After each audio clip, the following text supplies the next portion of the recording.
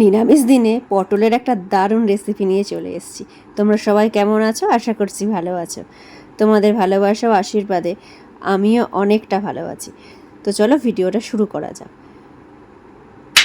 প্রথমেই আমি পটলগুলোকে এইভাবে ছাড়িয়ে নিয়েছি, দেখো।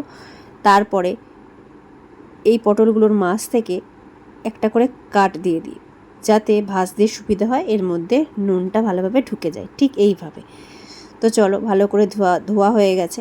এরপর কড়াইতে তেল বসিয়ে দিয়েছি ভালো করে। অবশ্যই এই রান্নাটা পুরোটাই আমি সর্ষের তেল দিয়ে করব। তেলটা গরম হলেই এদিকে নুন আর হলুদ দিয়ে পটলটা ভালো করে মেখে নেব। তারপর আস্তে আস্তে পটলটা কড়াইয়ের মধ্যে দিয়ে দেব।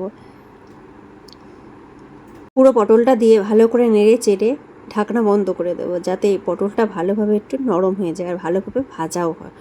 যতক্ষণে পটলটা ভাজা হয় ততক্ষণে আমরা একটা মশলা বেটে নেব। চলো, মশলাতে নিয়েছি সাদা সর্ষে, পোস্ত, কাঁচা লঙ্কা আর কিছুটা নারকেল। তোমরা চাইলে এখানে কালো সর্ষেটাও ব্যবহার করতে পারো অল্প, কিন্তু দুটোই ব্যবহার করতে হবে। এদিকে পটলটা মাঝে মাঝে উল্টিয়ে ভালো করে ভেজে নিচ্ছি, আর এদিকে আমার দেখো মশলাটাও বাটা কমপ্লিট হয়ে গেছে। পটলটা ভেজে আমরা ভালোভাবে তুলে নেব। বেশি নরম করার দরকার নেই, হালকা নরম হলেই হবে মোটামুটি। পটলটা ভেজে তুলে রেখে এর মধ্যে যে বাটা মশলাটা বেটেছিলাম সেটা দিয়ে দেব। এর সাথে কিছু মশলা আরও অ্যাড করব, যেমন হলুদ, লঙ্কাটা আমরা দেবো না যেহেতু কাঁচা লঙ্কা ব্যবহার করেছি, জিরে গুঁড়ো, ধনে গুঁড়ো, নুন আর অবশ্যই চিনি। চিনিটা আমি পরে অ্যাড করেছি, তোমরা এই সময় অ্যাড করে ভালো করে মেখে নিতে পারো। মেখে 5টা মিনিটের জন্য রেখে দিও। আমি গরম গরম মাখছি তাই একটু অসুবিধা হচ্ছে। ওই তেলেই একটু গরম মশলা ফোড়ন দিয়ে আর ভালো করে পটলটা মেখে রেখেছি, এটা দেখো, সেটা দিয়ে দেবো। এবার দিয়ে ভালো করে নেড়ে চেড়ে 10 মিনিটের জন্য ঢাকনা বন্ধ করে রাখবো। কিছুটা মশলা ধোয়ার জলটাও দিয়ে দিলাম, দিয়ে ভালো করে নেড়ে ঢাকনা বন্ধ করে দেবো। ঠিক একটু ফুটে আসার পর আমি চিনিটা মিশিয়েছি, তোমরা আগে চিনিটা দিয়ে দিতে পারো।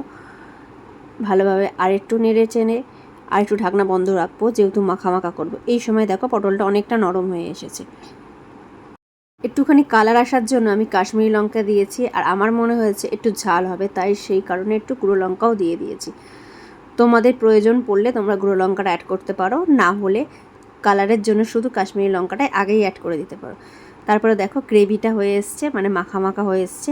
এরপর ভালো করে নেড়ে চেড়ে ওপর থেকে অল্প ঘি, গরম মশলা ছড়িয়ে নামিয়ে নিলেই হয়ে যাবে। ব্যাস রেডি আমাদের এই পটলের নিরামিষ রেসিপি। এই পটলের নিরামিষ রেসিপিটার নাম কি দেব আমি ভেবেই উঠতে পারছি না। তোমরা একটু সাজেস্ট করো তো, আর অবশ্যই কে কোথা থেকে আমার ভিডিওটা দেখছো সেটাও জানাতে ভুলো না কিন্তু। তোমরা যদি এই ভিডিওটা ফেসবুক থেকে দেখে থাকো তাহলে অবশ্যই আমার ফেসবুকের পেজটা ফলো করে দিও, আর যদি ইউটিউব থেকে দেখে থাকো তাহলে চ্যানেলটা সাবস্ক্রাইব করে দিও। আজকের মতো টাটা। আবার কোনো নতুন রেসিপি নিয়ে তোমাদের সামনে হাজির হব। ততক্ষণের জন্য সবাই ভালো থেকো, সুস্থ থেকো।